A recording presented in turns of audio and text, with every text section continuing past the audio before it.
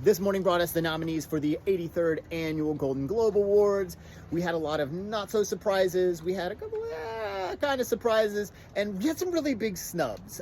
So let's get right into it, right?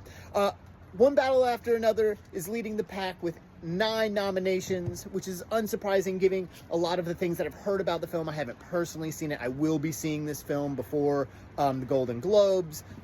Just for y'all's knowledge, I will be doing a further breakdown of all of the individual categories and putting out videos for each of them. And I'm not necessarily going to touch the streaming stuff. We have others in Nerd Initiative that do that. Go and follow their stuff. They are doing amazing work. Like, absolutely follow Nerd Initiative and the stuff that we're doing. We're going to do big things in 2026, just like the Golden Globes.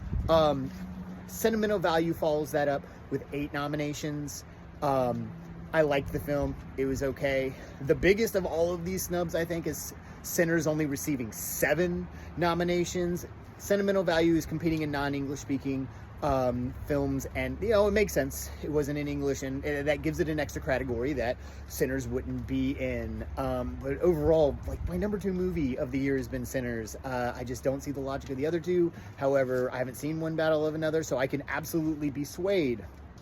We saw a number of other films that weren't, necessarily surprises, but I was kind of disappointed in. I really didn't like Jake Kelly. George Clooney is playing George Clooney, and, George Clooney can play George Clooney pretty easily. And I didn't feel that film. Adam Sandler getting a Best Supporting Actor, now that I buy. That he was amazing in that film. But I just... and that brings us to our snubs. One of the biggest snubs, I think, of the year is The Long Walk. That movie was emotionally damning. David Johnson is immaculate in it. He should have at least gotten a nod. I do not understand why he wouldn't.